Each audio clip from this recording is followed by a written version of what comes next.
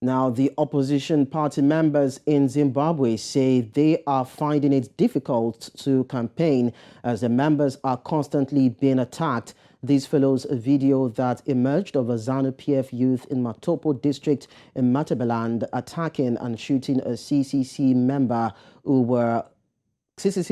who were campaigning in that area. It's alleged that some members were injured and some are now in hiding following these threats. Hwange Member of Parliament Molokeli is one of the people who were attacked, and he speaks to us from his hiding place in Matebeland North. Molokeli, Hwange Member of Parliament, joins us from Zimbabwe to unpack these latest developments. Thanks for joining us, Daniel. Good afternoon. Thank you for hosting me. All right, now we understand you were one of the people attacked on Sunday in Matopo, Matebeland South. Can you tell us more about what happened? Yes, I was definitely attacked by a convoy of Zanu Pf vehicles. They had come to help with the campaign. There's a by-election next weekend on Saturday, 22nd. Unfortunately for Zanu Pf, they've become so unpopular, and the rally that they'd organized was not well attended. That's when they turned against us as the Triple C.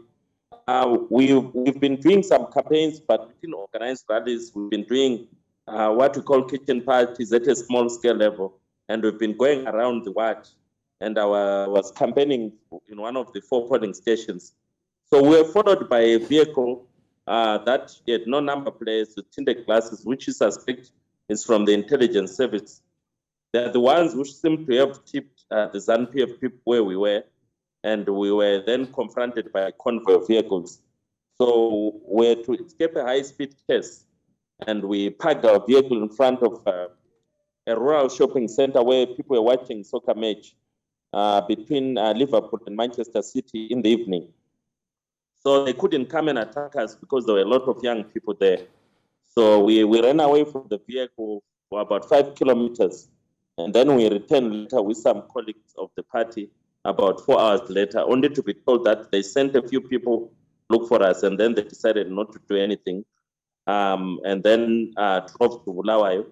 But the same convoy that tried to attack me, that gave me a high-speed chase, passed at another place and beat up the chief election agent, and also attacked a grocery shop, ransacked it, also went to a homestead where there were members of the campaign team waiting to have dinner, and they destroyed the dinner that they were cooking, and then they smashed windows of vehicles and punctured their tires and literally beat up everyone they could see.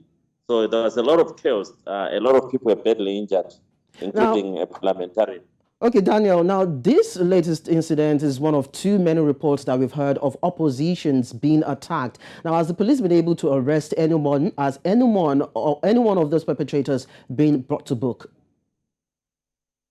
Our National Police Service is very compromised. When Zanu Pf, which is the governing party, when they commit political crimes, they tend to avoid arresting the culprits.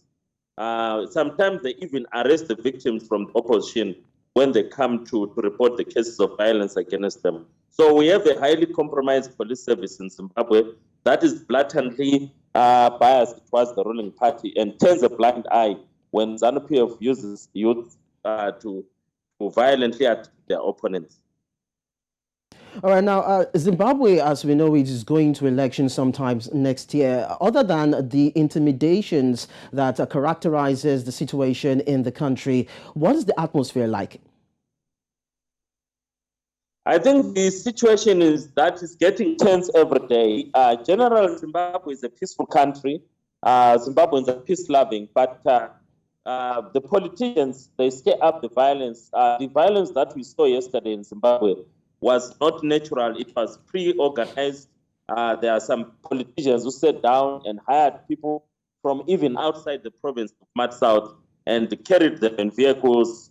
While they were in a drunken mode, they unleashed them on their political rival. But generally, the people of Zimbabwe would want to have a peaceful election. Unfortunately, Zanu Pf seems to be determined to intimidate voters through violence. Now, Daniel, now that you're being attacked, you and your people are being attacked and hunted, would you, have you been able to identify where the attack is coming from? Who are those people who are trying to constantly gag the opposition? And are you thinking of taking up any legal case against them? We have no doubt who did the attack because it wasn't that dark. We're able to positively identify the vehicles. We're able to positively identify some of the politicians who were involved.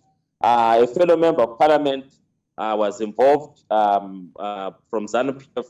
So it's clear who did the violence. There is no doubt. And some of the local members of Zanu Pf were positively identified.